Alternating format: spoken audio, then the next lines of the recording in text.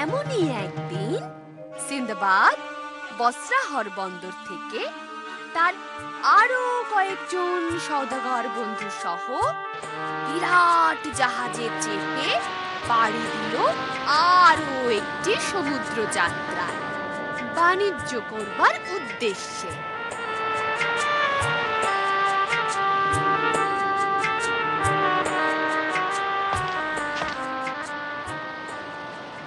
বন্ধু সব আমরা আবার সমুদ্রে।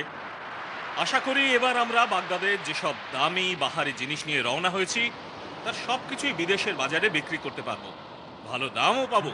হ্যাঁ সিনবাদ, আমাদের সকলেরই আশা এবার আমাদের সওদা ভালোই হবে।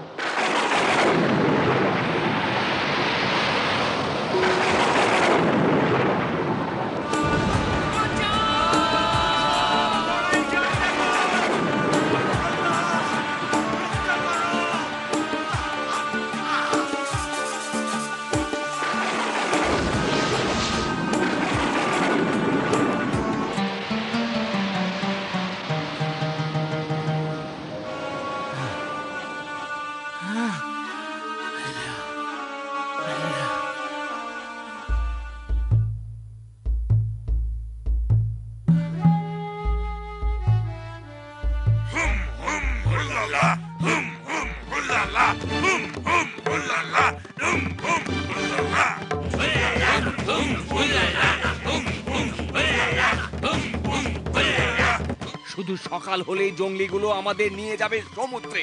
সমুদ্রে কেন? স্নান করাতে, আমাদের গায়ের চামড়া পরিষ্কার করাতে। দড়ি দিয়ে বেঁধে পশুর মতো সমুদ্রে ছেড়ে দেবে।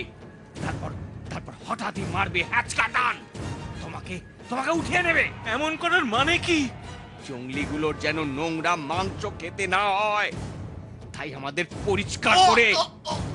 চুপ করো, চুপ করো।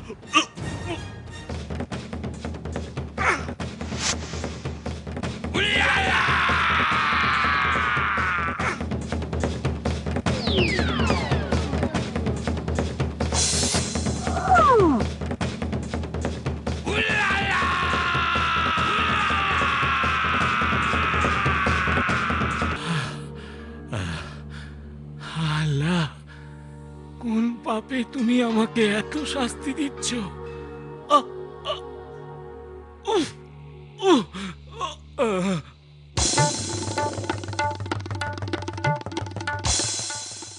একই ভাই সব দেখো, এক ভিনদেশি পাহাড় থেকে গড়িয়ে পড়েছে। কে পড়লো?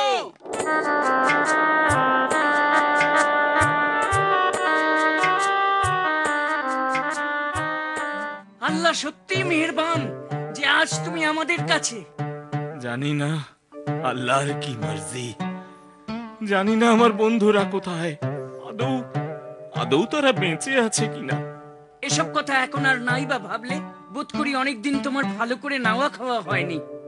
একটু কষ্ট করে উঠে গোসল করে এসো। বিবিজান খাবার তৈরি করেছে, খেয়ে শরীরে একটু জোর আনো। জানি না তুমি কে, তবে এইটুকু বুঝতে পারছি তুমি আমার জীবন ফিরিয়ে দিয়েছো। তুমি আমার সাচ্চা দোস্ত। তোমাদের এখানে ঘোড়া দেখছি, আবার খচ্চরও দেখছি, সবাই ওদের পিঠে চড়ে যাচ্ছে। হ্যাঁ, ঘোড়ায় তো মানুষই চড়ে। তাছাড়া শহরের মধ্যে আমরা উটের থেকে ঘোড়াই বেশি ব্যবহার করি। কিন্তু তোমরা দেখছি কেউই ঘোড়ায় জিন ব্যবহার করো না।